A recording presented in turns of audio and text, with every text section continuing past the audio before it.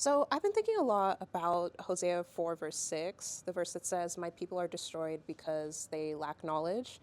But then if you go a little further, in I think the same verse, it says, they lack knowledge because they reject it. They don't have the knowledge because they refuse to seek it. So they're rejecting knowledge that's readily available to them.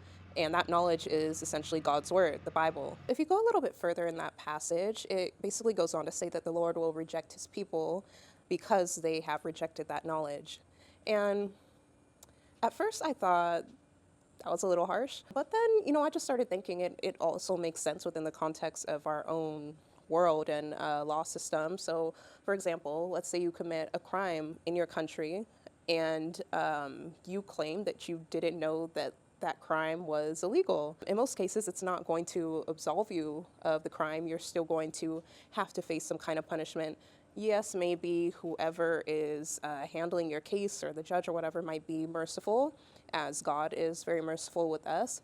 But ultimately, in most cases, or after a certain amount of times of committing a crime, or if you just aren't showing any improvement, then you're going to have to deal with the punishment of that crime. And so in the same way, I think God is, well, he is telling us that being ignorant or even full on rejecting the knowledge that he gives us isn't an excuse for breaking his law or sinning. And I know there's that saying, ignorance is bliss, but I think as Christians and even non-Christians, you really can't afford to be ignorant, especially when it comes to God's law, but also just knowing about how to fight the enemy. And we have a very real enemy who we can't see. We can see the consequences of the power that he has in this world and his agents operating within the world. But, it's really up to us to make sure that we are, yeah, of course, reading our Bibles, listening to people who are more spiritually mature than us,